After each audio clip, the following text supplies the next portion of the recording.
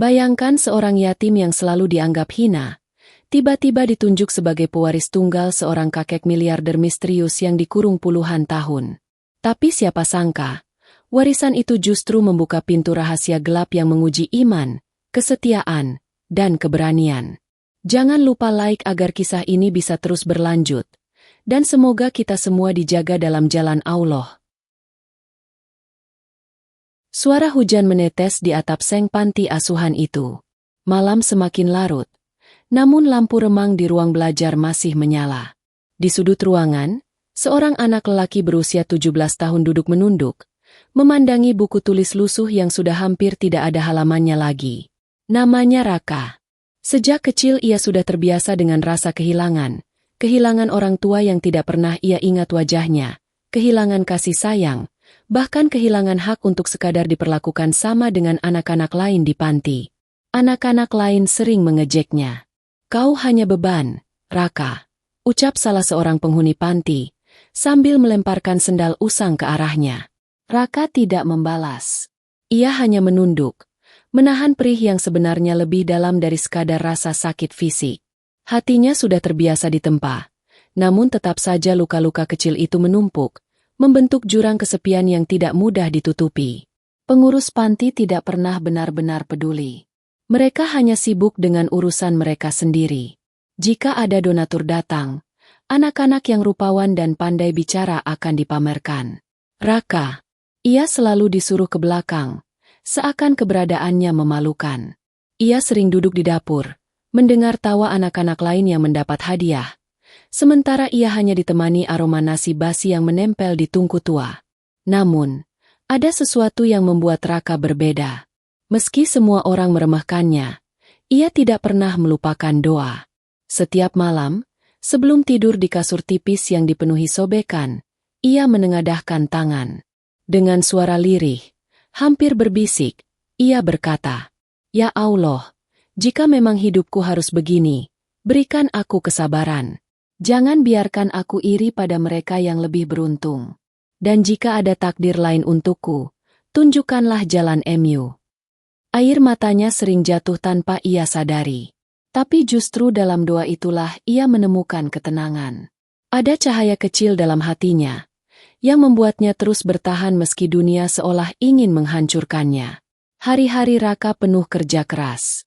Ia sering menjadi yang pertama bangun, menyapu halaman, mengepel lantai, mencuci piring yang menumpuk. Tidak ada yang memuji. Tidak ada yang berterima kasih. Seolah-olah semua pekerjaannya adalah kewajiban yang tidak ada nilainya. Tapi jauh di lubuk hati, ia merasa setiap keringat yang jatuh adalah saksi bahwa dirinya tidak hidup sia-sia. Suatu sore, ketika matahari condong ke barat, Raka duduk di halaman panti, menatap langit yang perlahan berwarna jingga. Hatinya dipenuhi pertanyaan yang tak terucap. Mengapa aku dilahirkan untuk merasakan semua ini? Apakah aku benar-benar tidak berarti? Ia menggenggam tanah kering di tangannya, meremasnya hingga hancur. Dalam remasan itu, ia merasakan rapuhnya dirinya. Tapi sesaat kemudian, angin sore menyapu wajahnya, seakan mengingatkan bahwa di balik semua penderitaan, selalu ada tanda kasih sayang Allah yang tersembunyi. Malam itu, suara gaduh terdengar dari ruang makan. Seorang donatur kaya datang. Anak-anak panti berebutan maju, tersenyum manis, mengharap hadiah. Raka ingin ikut, tapi pengurus menghalanginya. "Kau jangan ikut. Kau hanya membuat malu," bentak salah satu pengasuh. Hatinya perih, seakan tertusuk pisau. Ia kembali ke kamarnya, duduk sendirian di kegelapan. Di sanalah, di tengah sunyi, Raka memeluk dirinya sendiri. Ia teringat kata-kata lama yang pernah ia dengar dari seorang ustadz. Allah tidak melihat rupa atau harta kalian, tapi hati dan amal kalian. Kalimat itu terus bergema di kepalanya. Walau manusia menghinanya, ia percaya ada zat yang maha mengetahui isi hatinya. Tanpa disadari, malam itu menjadi awal dari sesuatu yang lebih besar. Raka tidak tahu bahwa doa-doanya selama ini sedang menembus langit, dan sebentar lagi jawabannya akan datang dalam bentuk yang tak pernah ia bayangkan. Dan disinilah perjalanan itu dimulai. Seorang yatim yang selalu dipandang rendah, sedang digiring perlahan menuju rahasia besar yang akan mengubah hidupnya selamanya. Pagi itu, suasana panti asuhan seperti biasa, ramai, riuh, dan penuh ketidakpedulian. Anak-anak saling berebut sarapan, suara sendok beradu dengan piring plastik, dan beberapa pengurus sibuk membentak agar barisan rapi. Di sudut ruangan, Raka duduk diam, memandangi piring nasinya yang hanya berisi sedikit lauk. Bukan karena tidak lapar, tapi karena ia sudah terbiasa untuk tidak berharap lebih. Namun pagi itu berbeda. Ada seseorang berdiri di depan gerbang panti dengan jas rapi dan koper kecil di tangannya. Ia tampak asing di antara kesederhanaan lingkungan itu. Matanya menyapu halaman, lalu berhenti tepat pada Raka. Seolah tahu siapa yang ia cari. "Permisi," ucap pria itu pada salah satu pengurus. "Saya mencari Raka." Pengurus itu tertegun. "Raka? Untuk apa anak itu dicari?" "Nama lengkapnya Raka bin Ahmad." "Saya membawa surat yang sangat penting," jawab pria itu tegas. Raka yang mendengar namanya disebut, perlahan berdiri dan berjalan menghampiri. Jantungnya berdetak lebih cepat dari biasanya. Tidak ada yang pernah mencarinya. Apalagi membawa namanya dengan sikap serius seperti ini. "Saya Raka," ucapnya pelan. Pria itu menatapnya dalam. "Ini untukmu." Ia menyerahkan sebuah amplop putih dengan cap resmi. Ada segel emas di bagian belakangnya. Tangan Raka bergetar saat menerimanya. Seumur hidup, ia belum pernah menerima surat pribadi. Anak-anak lain mulai berbisik. Beberapa mencibir. Paling juga surat donasi yang salah kirim. Namun Raka tidak peduli. Ia membawa surat itu ke kamar kecilnya. Duduk di tepi kasur tipisnya. Ia membuka amplop dengan hati-hati. Di dalamnya ada secari kertas bertuliskan, "Kepada Raka bin Ahmad. Berdasarkan dokumen yang telah diverifikasi, Anda dinyatakan sebagai penerima sah dari hak waris milik Tuan Malik Arwana, sesuai wasiat hukum tertulis yang dicatat 20 tahun lalu. Anda diminta hadir ke kantor hukum Notaris Mahendra pada hari Senin, pukul 10 pagi, untuk pengesahan waris. Harap membawa identitas asli. Hormat kami. Tim Legal Mahendra O Partners." Raka membacanya berulang-ulang. Nafasnya tercekat. Tangannya menggigil. Nama yang tertera di surat itu asing. Namun rasa yang membuncah di dadanya membuatnya limbung. Ia menoleh ke jendela kecil, menatap langit yang perlahan memucat. Apakah ini jawaban dari doaku selama ini? Tapi ia juga takut. Ada sesuatu yang tidak ia pahami dari semua ini. Mengapa dirinya? Siapa orang ini? Dan kenapa ia harus mewarisi sesuatu dari orang yang tak pernah ia kenal? Beberapa hari berikutnya di panti berubah drastis. Isu bahwa Raka menerima surat warisan menyebar cepat. Anak-anak mulai memperlakukannya berbeda. Beberapa yang dulu mengejek, kini berlagak ramah. Bahkan pengurus yang dulu bersikap kasar, kini mendekatinya dengan senyum dibuat-buat. Namun Raka tidak merasa senang. Justru perasaannya makin berat. Ia tidak pernah meminta semua ini. Ia hanya ingin dimengerti, bukan dikagumi karena harta. Malam sebelum hari Senin, ia tidak bisa tidur. Ia berjalan ke musola kecil panti, duduk di sajadah yang sudah mulai robek. Di sana, ia menangis dalam diam. "Ya Allah, jika ini hanya jebakan dunia, jauhkanlah aku. Tapi jika ini dari MU, maka kuatkanlah langkahku." Air matanya jatuh deras. Bukan karena bahagia, tapi karena bingung. Dunia yang selama ini tertutup baginya, tiba-tiba membuka pintu besar. Dan di balik pintu itu, ada cahaya yang bisa menyilaukan, atau malah membakar. Senin pagi, pria dengan jas rapi kembali datang. Mobil hitam berhenti di depan panti, menarik perhatian semua orang. Raka melangkah perlahan, membawa tas kecil berisi KTP dan fotokopi akta kelahiran, satu-satunya dokumen yang ia punya. Pengurus menatapnya. Ada rasa iri di mata mereka, tapi mereka tidak berkata apa-apa. Di dalam mobil, suasana hening. Pria itu akhirnya membuka suara. "Kau pasti punya banyak pertanyaan, tapi semua akan dijelaskan di kantor nanti." Raka mengangguk. Ia menggenggam tangannya sendiri erat-erat, menahan gemetar yang tak kunjung reda.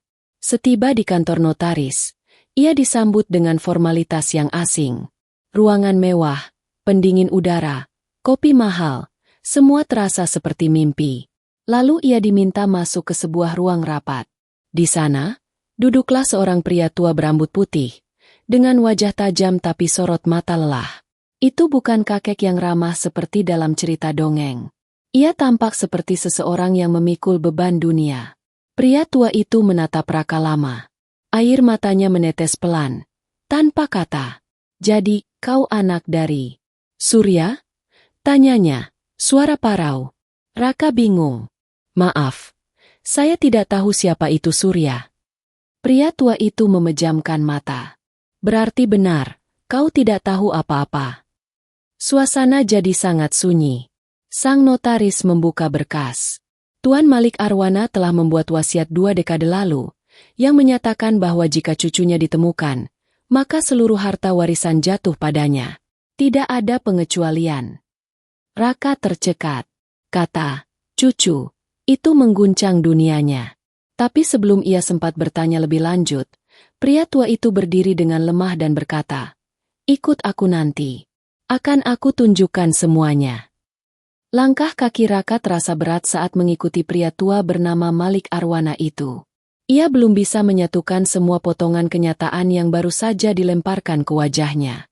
Cucu, kakek, warisan, semua terasa absurd. Seolah hidupnya yang datar selama ini tiba-tiba dilemparkan ke dalam lorong yang tak ia pahami arahnya. Mobil mewah berwarna hitam menjemput mereka. Di dalam mobil, tidak ada satupun kata terucap. Malik hanya diam memandangi jendela. Sesekali batu kecil menandakan tubuhnya yang renta dan mungkin telah lama menderita. Raka hanya duduk menunduk, mencoba menenangkan detak jantung yang tidak terkendali. Perjalanan memakan waktu hampir 1 jam. Mereka melewati jalanan besar, kemudian masuk ke kawasan sepi di pinggiran kota. Di sanalah, berdiri sebuah rumah besar bak istana tua. Gerbang besi berukir lambang elang, cat yang mulai pudar, dan tanaman liar yang menjalar di dinding membuat rumah itu terasa seperti tempat yang ditinggalkan waktu. Saat gerbang terbuka perlahan, kesunyian menyambut. Tidak ada penjaga, tidak ada pelayan. Hanya suara burung hantu dari pepohonan tinggi yang mengelilingi halaman. Aura rumah itu membuat Raka merinding. Ada sesuatu yang tidak biasa di tempat ini. "Masuklah," ucap Malik lirih. Suaranya serak seperti menahan banyak beban. Raka mengikuti, melewati lorong panjang beralaskan marmer retak dan dinding penuh lukisan orang-orang berpakaian zaman dahulu. Wajah-wajah keras, mata dingin, namun semua tampak punya cerita. Mereka akhirnya sampai di sebuah ruangan besar yang dulunya mungkin adalah ruang tamu keluarga elit. Kini, hanya tersisa sofa tua, lemari penuh buku, dan debu yang mengendap di setiap sudut. Malik duduk perlahan di sebuah kursi tinggi di dekat jendela. Cahaya matahari sore menyorot wajahnya yang penuh kerutan. Raka berdiri kaku, tidak tahu harus berbuat apa.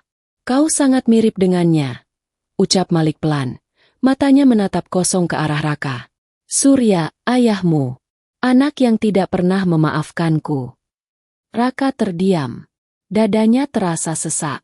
"Saya tidak tahu apa-apa tentang beliau," ucapnya jujur. "Karena aku membuatnya pergi." Malik menghela napas dalam, matanya basah. "Aku tidak setuju ia menikah dengan ibumu. Aku anggap wanita miskin tidak layak masuk ke dalam garis keluarga Arwana. Aku lupa bahwa bukan garis keturunan yang membuat manusia mulia, tapi hatinya." Suara itu pecah, seperti retakan kecil yang membuka luka lama. Malik menutup wajahnya dengan tangan. Raka, yang sejak tadi diam, akhirnya memberanikan diri duduk di seberang. "Kenapa saya?" tanyanya lirih. "Kenapa baru sekarang?" Malik memandangnya. "Karena aku dikurung oleh darah dagingku sendiri." Raka mengernyit. "Dikurung?" Malik mengangguk lemah. "Setelah Surya pergi, aku mulai kehilangan kendali atas keluarga ini. Anak-anakku mengincar harta. Mereka bilang aku sudah tua dan pikun. Mereka buat surat sakit jiwa, dan memaksaku tinggal di rumah ini, menjauhkan aku dari dunia luar." Air mata Malik mengalir pelan. Selama lebih dari 20 tahun aku di sini, sendirian, dijaga, dipantau. Aku tak punya akses ke dunia luar kecuali satu. Aku menyelundupkan surat wasiat itu ke kantor notaris Mahendra, diam-diam. Dengan harapan suatu hari, cucu dari Surya akan datang menjemput keadilan. Raka terdiam. Ia tidak tahu harus merasa apa. Marah, sedih, atau kasihan. Tapi yang jelas, hatinya mulai luluh. Dan surat itu akhirnya sampai padaku. Bisiknya. Malik menatapnya dalam-dalam. Kau adalah satu-satunya keluarga yang tersisa yang tidak tercemar ambisi. Aku tahu, hatimu dibentuk oleh penderitaan. Kau dibesarkan bukan oleh kekayaan, tapi oleh kesabaran. Dan itu jauh lebih mulia. Raka menggigit bibir. Suaranya tercekat. Ia ingin percaya pada semua ini, tapi masih ada ganjalan dalam dadanya. Bagaimana jika saya tidak ingin semua ini? Tanya Raka. Senyum tipis muncul di wajah Malik. Maka aku tidak akan memaksamu. Tapi ingat, Raka, mungkin Allah yang membawamu ke sini. Mungkin, ini bukan soal harta tapi soal amanah. Kata-kata itu menusuk. Aman, sebuah kata yang tak bisa dianggap remeh. Sore menjelang malam. Di luar, angin bertiup kencang. Pepohonan bergoyang liar, dan awan kelabu mulai berkumpul. Raka berdiri, menatap ruangan tua itu sekali lagi. Kau boleh tinggal di sini malam ini. Istirahatlah. Kita akan bicara lebih banyak besok, ujar Malik. Dengan langkah pelan, Raka mengikuti seorang wanita tua yang muncul entah dari mana. Mungkin satu-satunya pembantu yang masih setia. Ia dibawa ke kamar sederhana di lantai atas. Dengan ranjang kayu dan jendela besar menghadap ke taman yang tak terurus. Malam itu, Raka tidak langsung tidur. Ia berdiri di depan jendela, memandangi langit yang mulai gelap. Di hatinya, badai mulai muncul. Ia tahu hidupnya tidak akan pernah sama lagi. Dan untuk pertama kalinya, ia sadar bahwa masa lalu yang ia pikir telah terkubur justru baru mulai menunjukkan wajah aslinya. Pagi di rumah besar itu terasa berbeda. Udara masih dingin, embun menempel di jendela, dan keheningan menyelimuti seperti kabut yang belum ingin pergi. Raka terbangun dari tidurnya yang tidak benar-benar lelap. Ia duduk di ranjang, memandangi langit abu-abu di luar. Pikirannya masih penuh tanya, tentang siapa dirinya, tentang kakek yang baru ia kenal kemarin, dan tentang masa lalu yang tak pernah ia tahu ada. Ia turun ke lantai bawah. Langkahnya pelan. Namun suara kayu tua yang berderit membuatnya terasa seperti berjalan di atas kenangan yang lapuk. Di ruang makan, Malik sudah duduk menunggunya. Wajah tua itu tampak lebih tenang hari ini. Namun mata tuanya menyimpan kekhawatiran yang dalam. Kita harus bicara, Raka, ucap Malik sambil menyeduh teh hangat. Hari ini, keluarga akan datang. Raka menoleh. Keluarga? Anak-anakku, paman-pamanmu. Mereka sudah tahu kamu ada di sini. Mereka akan datang bukan untuk menyambutmu, tapi untuk menolakmu, ucap Malik tegas. Kau harus siap. Dan seperti yang telah dikatakan, beberapa jam kemudian, gerbang besi tua itu terbuka lebar. Deretan mobil mewah meluncur masuk ke halaman. Satu demi satu orang turun, pria-pria dengan jas mahal dan perempuan dengan perhiasan berkilau. Wajah-wajah yang keras dan penuh ambisi. Mereka masuk tanpa basa-basi, tanpa salam, tanpa senyum. Salah satu dari mereka langsung menggebrak meja ruang tamu. Apa maksud semua ini, Ayah? Kami dengar kau menandatangani warisan atas nama anak yatim ini. Raka berdiri di sudut ruangan, menunduk, dadanya berdegup kencang. Ia bisa merasakan tatapan tajam menusuk ke arahnya. Seakan ia adalah penyusup, pengganggu, pengemis yang tak tahu diri. Malik mengangkat tangannya perlahan, meminta semua duduk. Dia bukan anak yatim sembarangan. Dia cucu kandungku. Anak dari Surya. Ruangan mendadak senyap. Seseorang tertawa kecil, sarkastik. Surya? Anak durhaka yang pergi membawa nama baik keluarga ke lumpur. Dia memilih cinta, bukan kemunafikan, balas Malik tajam. Dan kalian semua, Kalian memilih harta, kekuasaan, dan pengkhianatan. Seorang wanita berdiri, matanya merah. Jadi karena perasaan bersalahmu pada Surya, kau serahkan semuanya pada bocah ini? Kami yang merawatmu selama bertahun-tahun. Kami yang menjaga rumah ini saat kau dikucilkan. Sekarang kami dibuang begitu saja. Menjaga. Malik mendengus. Kalian mengurungku. Kalian menyewa dokter palsu. Menyatakan aku tidak waras agar bisa memegang kendali perusahaan. Kalian menutup semua akses komunikasiku. Kalian menjadikanku tawanan di rumahku sendiri. Suasana memanas. Suara mulai meninggi. Emosi meledak. Salah satu pria mendekati Raka. Menatapnya dengan hinaan yang tidak disembunyikan. Kau pikir dengan punya darah arwana, kau pantas memiliki segalanya? Harta ini dibangun dari kerja keras generasi kami. Bukan untuk pengemis dari panti. Raka menatapnya. Mata anak muda itu tidak memancarkan amarah. Tapi ada luka dalam yang mulai membara. Namun ia tetap tenang. Meski dadanya serasa terbakar. Aku tidak datang untuk merebut, ucap Raka pelan. Aku datang karena dipanggil. Beberapa tertawa meremehkan. Dipanggil? Kau pikir ini drama sinetron? Malik berdiri dengan susah payah. Aku tidak buta hukum. Wasiatku sah. Tidak bisa dibatalkan. Dan sejak hari ini, seluruh aset pribadiku, saham yang kumiliki, properti, semua atas nama Raka bin Ahmad. Kata-kata itu seperti palu godam yang menghantam ego mereka satu persatu. Wajah-wajah itu berubah. Dari marah menjadi panik. Dari panik menjadi cemas. Ini gila. Bisik salah satunya. Ayah sudah pikun, kita bisa bawa ke pengadilan. Malik menoleh. Sorot matanya tajam. Silakan.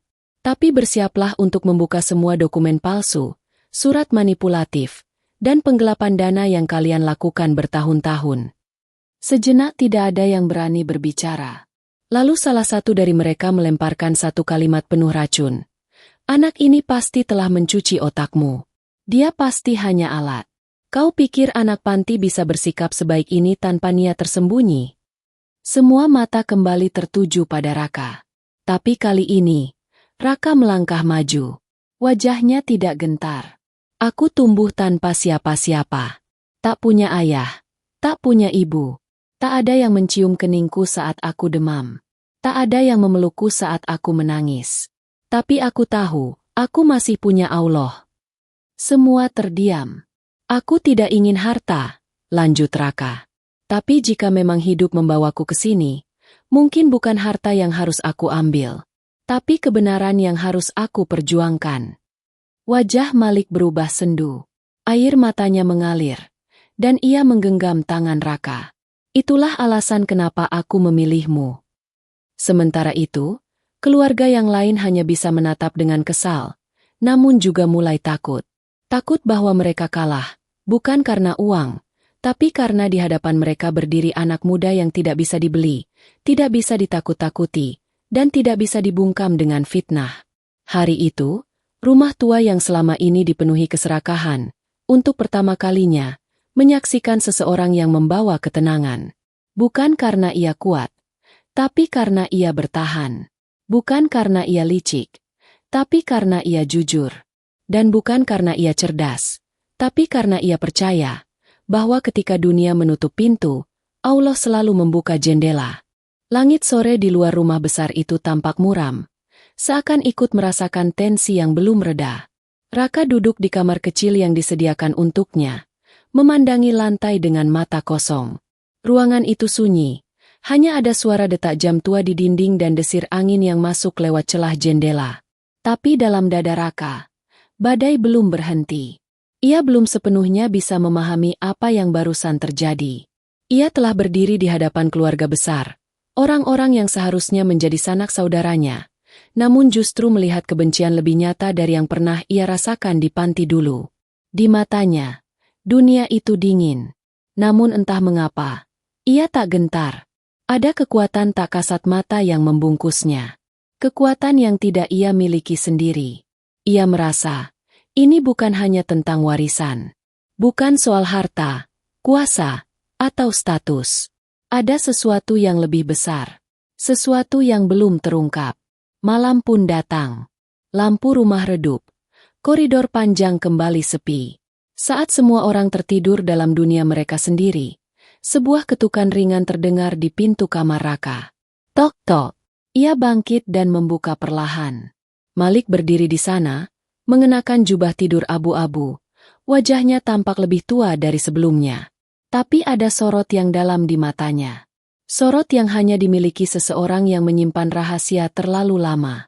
Kau ikut aku, bisik Malik. Tanpa bertanya, Raka mengikuti. Mereka berjalan melewati lorong sempit di samping tangga utama, menyusuri bagian rumah yang seperti tidak pernah disentuh siapapun. Akhirnya mereka sampai di sebuah pintu kayu kecil, tertutup rapat. Malik mengeluarkan kunci dari dalam saku dan membukanya perlahan. Di dalam, hanya ada satu meja, satu kursi, dan sebuah lemari besi tua yang berdiri kokoh di sudut ruangan. Malik menghampirinya, membuka kunci putar dengan kombinasi yang hanya dia tahu, dan dari dalamnya, ia mengeluarkan sebuah kotak kayu kecil, dihias ukiran lafaz yang membuat dada Raka berguncang. Faina ma'al, usri yusra. Sungguh, bersama kesulitan itu ada kemudahan. Malik meletakkan kotak itu di atas meja, lalu duduk dengan nafas yang berat. Ini bukan harta. Ini warisan sesungguhnya, katanya pelan. Raka membuka kotak itu. Di dalamnya ada beberapa lembar surat tua, buku kecil bersampul kulit, dan sebuah kunci kuningan dengan simbol bulan sabit di pangkalnya. Ayahmu, Surya, pernah menulis semua ini sebelum pergi. Ia tahu keluargaku akan menolaknya.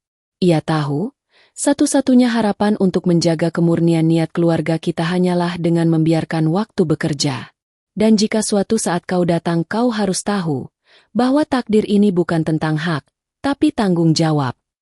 Raka membaca surat-surat itu perlahan. Tulisannya miring, penuh tinta yang telah pudar. Namun tiap katanya menusuk seperti pisau. Jika anakku membaca ini suatu hari nanti, ketahuilah bahwa engkau dilahirkan bukan untuk mencari kehormatan, tapi untuk mengembalikannya. Jika warisan datang padamu, jangan genggam dengan tamak. Jangan biarkan dunia menodai niat. Gunakan hanya sebagai jembatan. Jembatan menuju apa yang diridai Allah. Tangan Raka bergetar. Surya memintaku untuk menyimpan ini sampai waktu yang tepat. Dan ketika aku bertemu denganmu aku tahu, waktunya telah tiba. Ujar Malik dengan suara serak. Raka memandangi kunci kuningan itu. Ini, untuk apa? Malik menatapnya dalam. Ada tempat yang harus kau kunjungi. Tempat yang hanya bisa dibuka dengan kunci itu. Tapi bukan sekarang. Belum. Diam sejenak menyelimuti. Raka ingin bertanya lebih banyak. Tapi ada sesuatu dalam dirinya yang berkata, sabar. Aku ingin kau mengerti, Raka, kata Malik pelan. Harta ini besar. Tapi bahayanya jauh lebih besar. Banyak orang mengejarnya. Banyak yang akan mencoba mengambilnya darimu. Bukan hanya karena uangnya, tapi karena apa yang disimpannya. Raka menunduk. Pikirannya kusut. Tapi satu hal yang pasti, ia mulai merasa beratnya hidup di panti dulu belum seberapa dibandingkan beratnya menjadi penjaga sesuatu yang tak kasat mata ini. Malik menggenggam tangan Raka. Erat. Kau akan diuji. Tidak dengan kemiskinan, tapi dengan kelimpahan. Dan ketahuilah, ujian kekayaan seringkali lebih sunyi, lebih licik, lebih mematikan. Raka menarik napas dalam. Ia menatap wajah kakeknya, lelaki renta yang telah menyimpan luka, penyesalan, dan kebenaran terlalu lama. Dan kini, semuanya diletakkan di pundaknya. Malam itu, Raka kembali ke kamarnya dengan hati yang jauh lebih berat daripada kemarin. Ia menatap langit dari jendela. Awan-awan gelap menutupi bintang. Seperti dirinya, yang tengah menyimpan cahaya kecil di dalam badai. Ia duduk, membuka buku catatan kecil, dan menulis satu kalimat. Jika ini adalah amanah dari MU, ya Allah, bimbing aku untuk tidak mengkhianatinya. Dan saat ia menutup mata malam itu, untuk pertama kalinya, ia tidak merasa sendirian. Ia tahu, bukan kekuatan yang ia butuhkan, tapi petunjuk. Dan itu hanya datang dari satu arah, langit. Hari-hari setelah penetapan warisan itu berjalan seperti mimpi buruk yang tersamar dalam senyum-senyum palsu. Raka, yang dulu hidup dalam bayang-bayang kesepian, kini dikelilingi oleh wajah-wajah yang tiba-tiba ramah, terlalu ramah, bahkan paman-pamannya tak lagi berteriak atau merendahkannya di ruang tamu. Mereka mulai menyapa dengan sapaan manis, menawarkan minuman, bahkan duduk bersamanya seolah ia bagian dari keluarga yang telah lama hilang. Tapi hati Raka tahu, keramahan itu bukan kasih. Itu perangkap. Yang paling membingungkan bagi Raka adalah kehadiran seseorang bernama Dimas, anak dari paman kedua, lelaki seusianya, satu-satunya yang sejak awal tampak lebih lunak, lebih bersahabat. Dimas mendekatinya dengan cara berbeda. Tidak menyerang, tidak menyanjung, tapi menawarkan persahabatan. Aku tahu ini semua mengejutkan, Raka. Tapi, kalau aku di posisimu, aku juga pasti bingung. Ucapan itu sederhana, tapi Raka merasa lega. Setidaknya ada satu orang yang tidak memperlakukannya seperti mesin uang. Hari demi hari mereka mulai berbincang. Tentang masa kecil, tentang sekolah, bahkan tentang rencana masa depan. Namun, apa yang Raka tidak tahu, di balik tawa Dimas, di balik nasihat-nasihatnya yang tanpa peduli, tersimpan niat yang kelam. Diam-diam, Dimas disuruh oleh ayahnya untuk mendekati Raka, menggali informasi, memanipulasi pikirannya.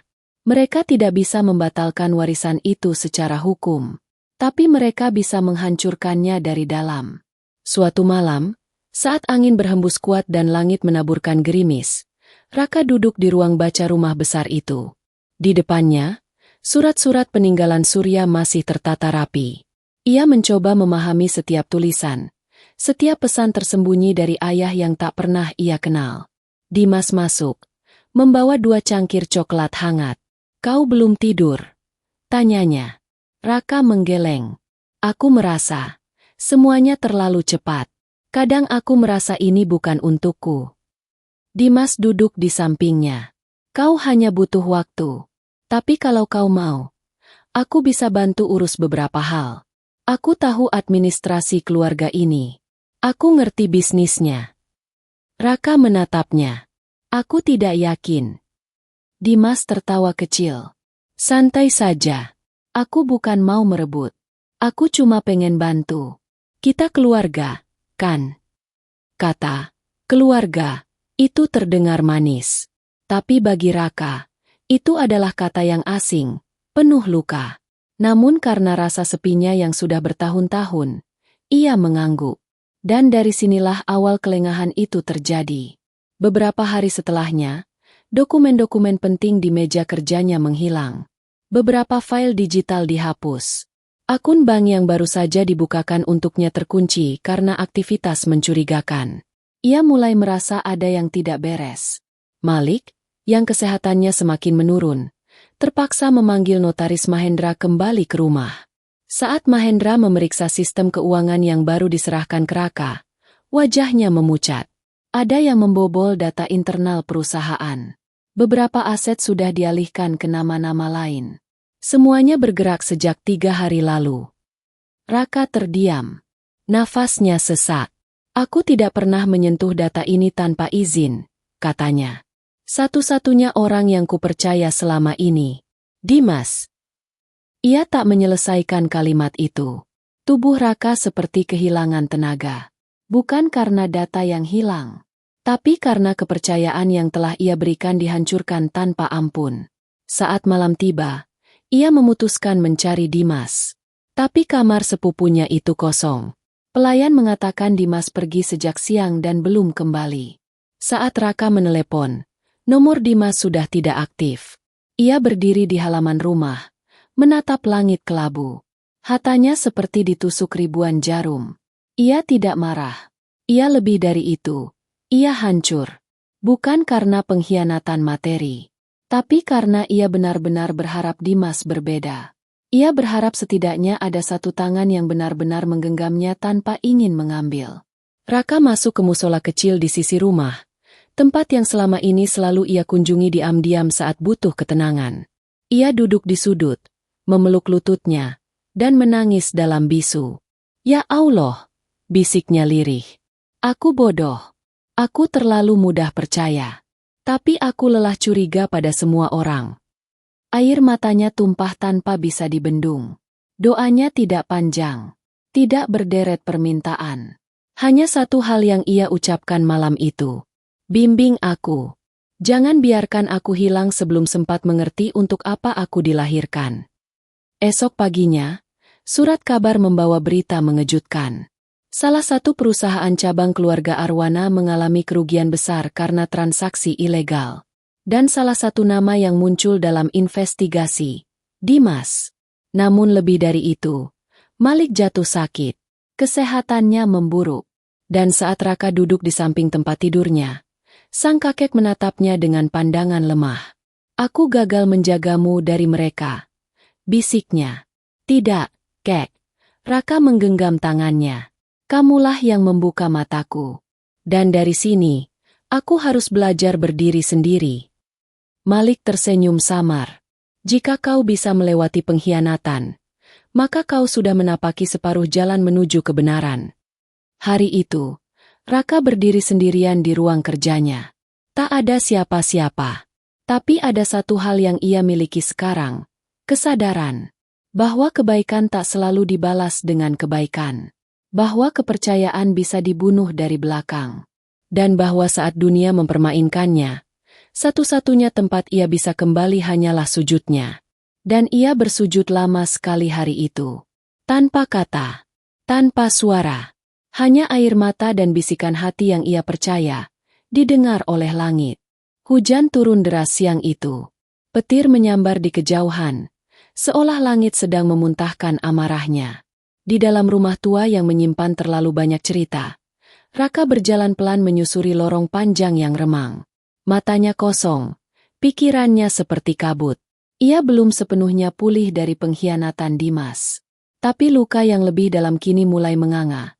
Ia menyadari, ia belum benar-benar mengenal dirinya sendiri. Setiap langkahnya bergema. Dinding-dinding tua berbisik seakan memanggilnya untuk menengok masa lalu. Ia tidak tahu kenapa kakinya membawanya ke ruang penyimpanan di belakang rumah, tempat yang bahkan pelayan pun jarang sentuh.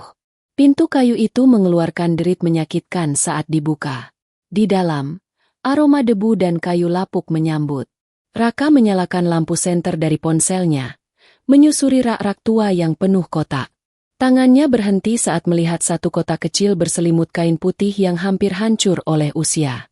Ia membuka perlahan. Di dalamnya ada foto lama.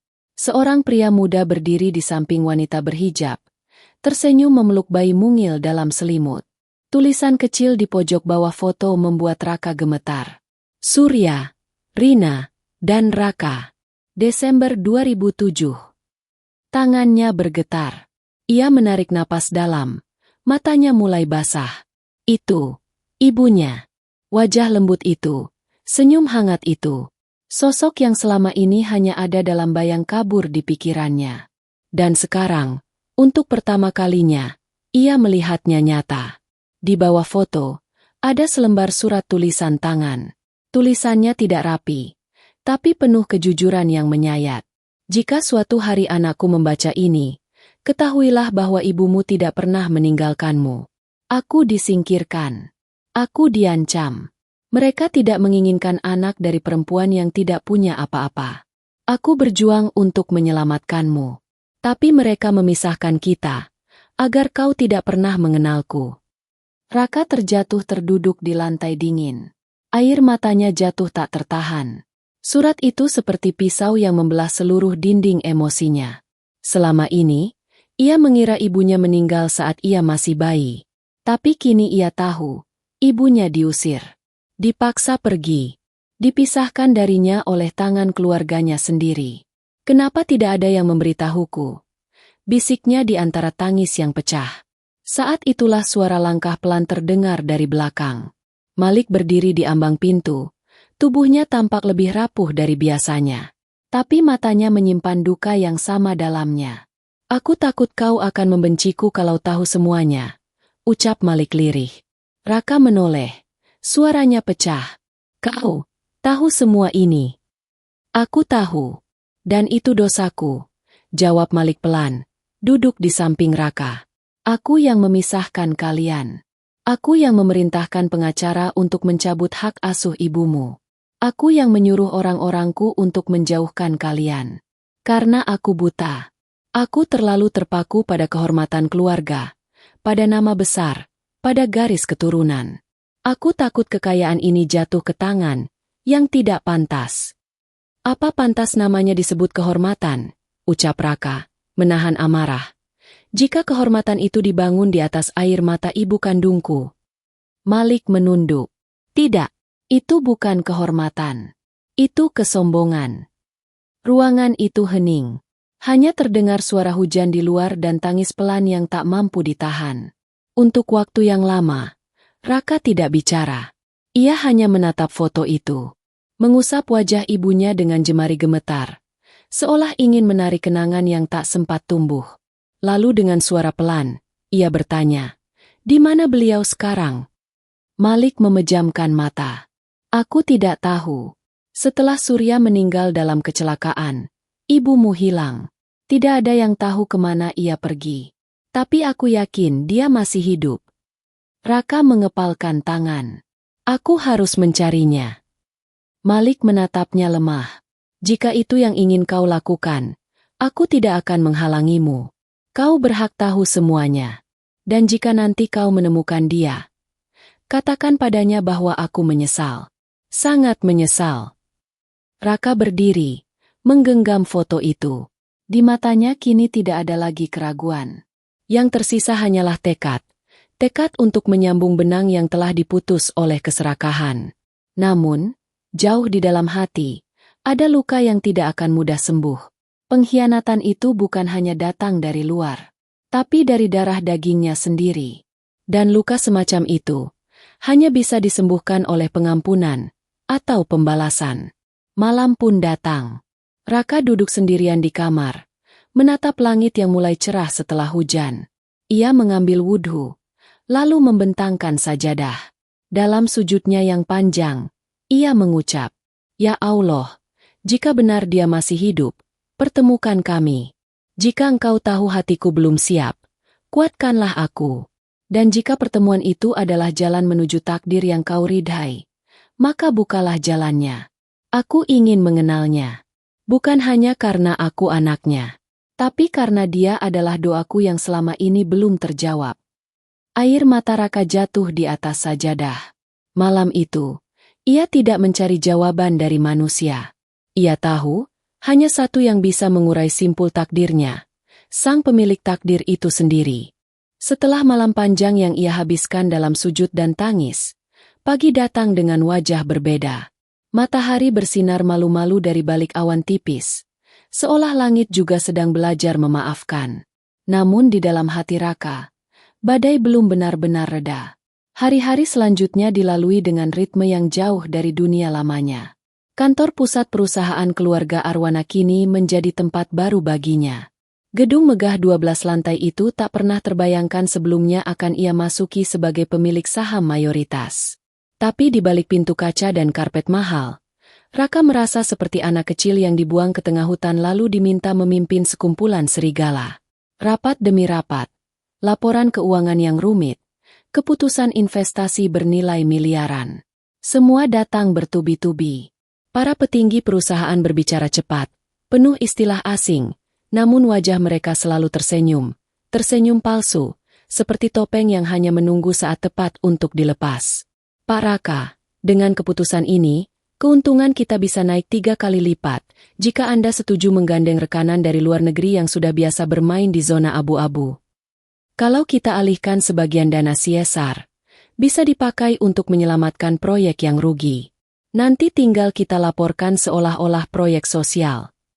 Ucapan-ucapan itu masuk ke telinga Raka setiap hari. Ia diam, menyimak, tapi dalam hati, ia mulai bergulat. Dulu, di panti, ia hanya ingin makan layak dan tidur tanpa basah. Kini, ia bisa membeli gedung berisi kasur. Tapi justru sekarang, Ia mulai kehilangan damai. Di antara gedung-gedung tinggi dan rekening penuh angka nol, ia merasa seperti sedang digoda untuk menjual jiwanya. Satu malam, ia pulang lebih larut dari biasanya. Mobil hitam yang membawanya melaju pelan menuju rumah besar. Di dalam mobil, ia duduk sendirian. Hening. Tak ada musik. Hanya suara pikirannya yang berisik. Apa ini yang aku cari selama ini? Apa ini jawaban dari semua doaku selama bertahun-tahun? Atau ini hanya ujian baru yang lebih licik? Sesampainya di rumah, ia tidak langsung masuk ke kamarnya. Ia berjalan menuju halaman belakang. Di sana, ada bangku kayu tua yang pernah diduduki ayahnya bertahun-tahun lalu. Begitu kata Malik. Ia duduk, memandangi langit malam. Lalu, dari sakunya, ia mengeluarkan tasbih kecil, pemberian seorang ustadz di panti dulu. Ingat, Raka, kata ustadz itu dulu. Kalau suatu hari hidupmu berubah dan dunia jadi lunak padamu, jangan buru-buru percaya. Dunia itu pintar menyamar. Kadang ia datang dalam bentuk pujian, kadang dalam bentuk kekuasaan. Tapi di balik itu semua, ia sedang menawarmu dan harga yang ia minta adalah hatimu. Kata-kata itu kini terngiang kuat di benaknya. Raka memejamkan mata. Ia mencoba mengingat saat-saat ia dulu menangis di musola kecil panti, meminta kekuatan untuk bertahan, bukan kekayaan. Ia tidak pernah meminta menjadi pewaris. Ia hanya ingin dianggap manusia.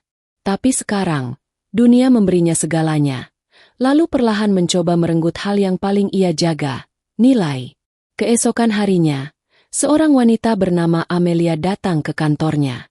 Ia adalah konsultan hukum muda yang direkrut untuk membantunya membereskan konflik internal keluarga.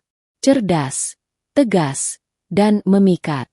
Raka melihat ketulusan di matanya, tapi juga sadar betapa mudahnya ketulusan bisa menjadi jebakan jika tidak hati-hati. Pak Raka, katanya suatu sore, saya tahu ini sulit.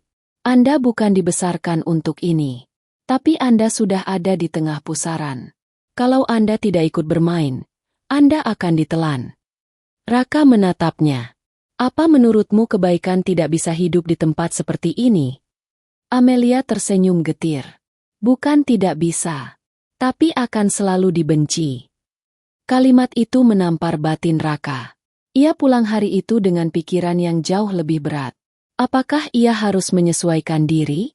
Apakah prinsip harus dikorbankan demi kelangsungan? Malam itu, Raka kembali ke musola rumah. Ia duduk lama, diam, lalu mengambil mushaf kecil yang sudah mulai usang. Ia membuka halaman secara acak. Matanya berhenti pada satu ayat. Dan ketahuilah, bahwa hartamu dan anak-anakmu hanyalah cobaan, dan di sisi Allah lah pahala yang besar. Quran Surat Al-Anfal 28. Air matanya jatuh. Ia menutup mushaf itu pelan. Pikirannya menjadi jernih kembali. Bukan perusahaan ini yang harus menyelamatkan dirinya. Bukan kekuasaan ini yang harus ia genggam erat. Justru mungkin inilah saatnya ia diuji. Apakah ia mampu bertahan di atas jalan yang dulu ia bangun dengan tangis dan doa? Ujian terbesar bukan kemiskinan. Tapi saat semua yang dulu ia minta, kini ada di genggamannya, dan dunia berkata, ambil, nikmati. Lupakan siapa dirimu. Dan Raka sadar, itulah momen paling berbahaya. Esoknya, di rapat penting yang menentukan arah investasi besar, semua petinggi duduk menunggu keputusannya. Salah satu dari mereka bertanya, jadi, Pak Raka, Anda setuju untuk menggandeng proyek ini, meski sedikit melonggarkan etika? Raka menatap satu persatu wajah mereka. Lalu ia berkata pelan, tapi tegas. Tutup semua proyek yang mencium aroma penipuan. Kembalikan dana CSR ke program yang benar. Dan mulai hari ini, kita bersihkan kantor ini, meski kita harus mulai dari nol. Ruangan itu hening. Beberapa saling pandang, tidak percaya. Tapi Raka tidak mundur. Karena ia tahu, kemenangan terbesar bukan saat ia menerima warisan itu, tapi saat ia bisa menjaga warisan jiwanya.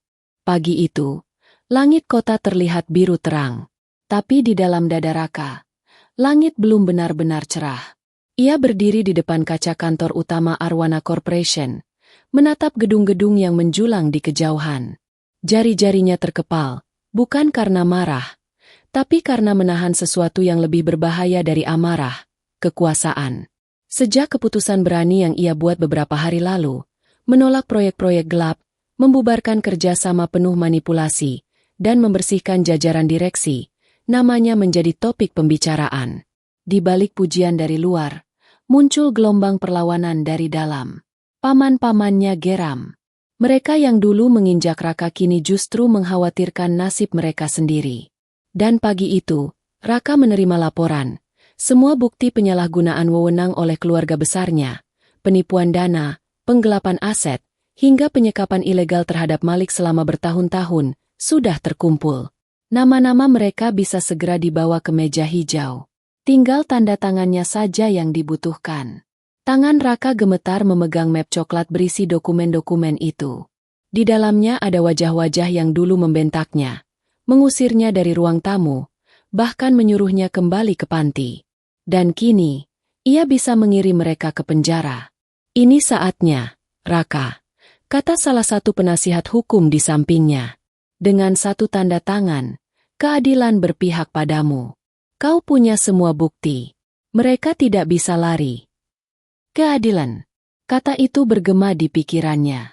Tapi di sisi lain, suara lain bergema lebih pelan namun jauh lebih menusuk. Jika kau membalas mereka, apa bedanya kau dengan mereka? Raka duduk di ruang kerjanya, sendirian. Ia memejamkan mata.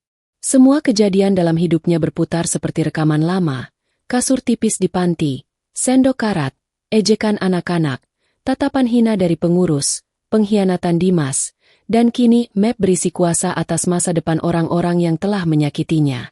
Tiba-tiba, Malik masuk, didorong oleh perawat. Tubuhnya semakin lemah, tapi matanya masih menyala.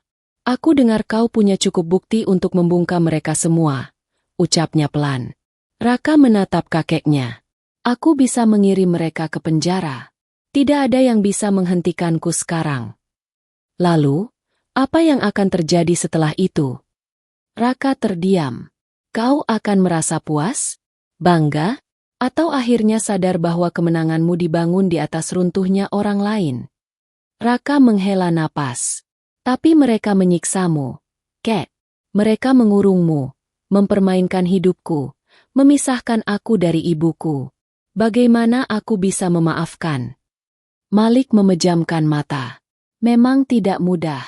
Bahkan aku sendiri belum sepenuhnya memaafkan mereka. Tapi jika kau ingin jadi lebih baik dari mereka, maafkanlah. Karena membalas adalah hak. Tapi memaafkan adalah kekuatan. Kata-kata itu menghantam keras. Raka menunduk. Tangannya meremas map itu kuat-kuat. Siang harinya, sebuah rapat khusus diadakan. Semua anggota keluarga hadir. Di ruang pertemuan itu, suasana tegang. Wajah-wajah yang dulu angkuh kini tampak khawatir, gelisah, bahkan ketakutan. Mereka tahu, nasib mereka ada di tangan anak yatim yang dulu mereka hina. Raka masuk dengan langkah tenang. Ia berdiri di depan mereka, memegang dokumen-dokumen berisi seluruh bukti kejahatan mereka. Semua yang ada di sini, ucap Raka, suaranya tenang tapi tegas, pernah menyakitiku. Tidak hanya secara hukum, tapi secara manusia. Kalian merendahkanku, menolakku, memperlakukan kakekku seperti binatang. Dan hari ini, aku punya hak untuk membalas. Beberapa menunduk.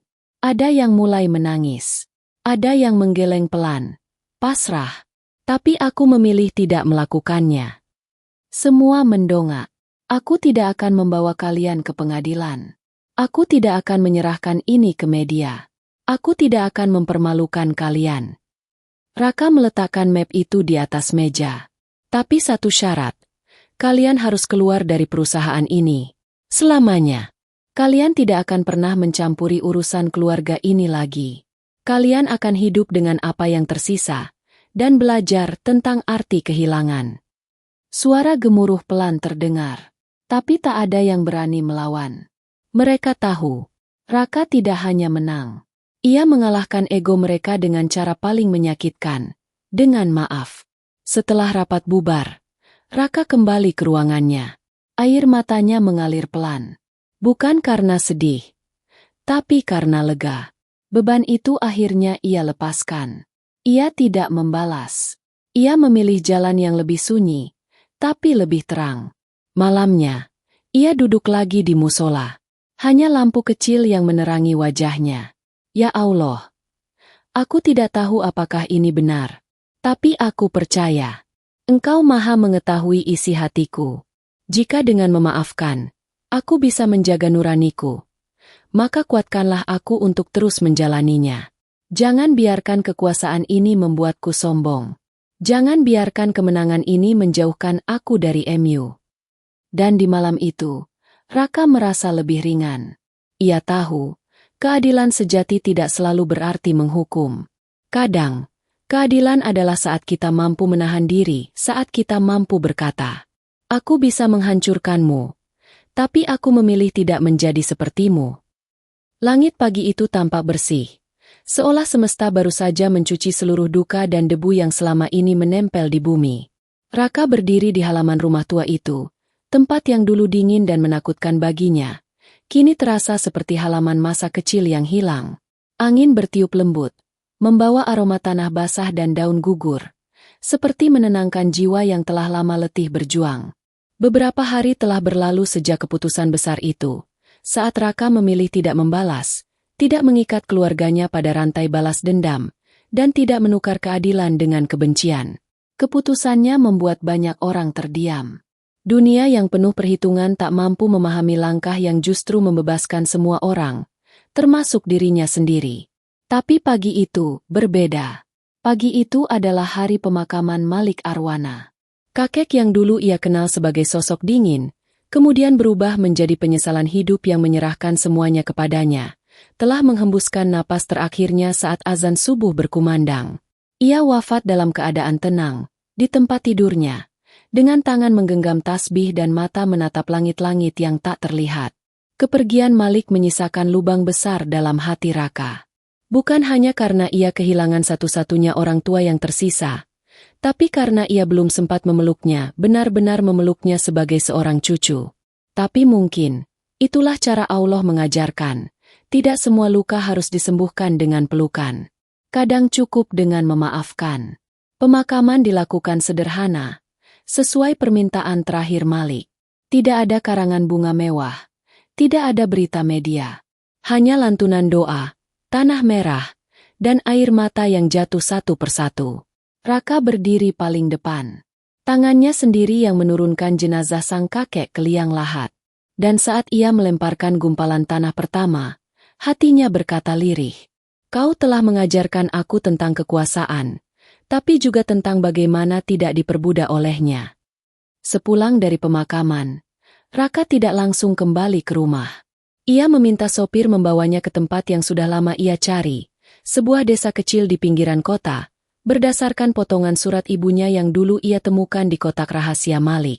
Setelah berjam-jam menyusuri jalanan sempit dan rumah-rumah sederhana, akhirnya ia sampai di depan sebuah pondok kecil berwarna hijau pudar. Seorang wanita tua duduk di kursi bambu, menatap hamparan sawah yang menguning. Hati Raka berdegup kencang. Ia turun dari mobil, melangkah perlahan. Wanita itu menoleh. Matanya yang lelah tiba-tiba membesar. Tangan gemetarnya menutupi mulutnya.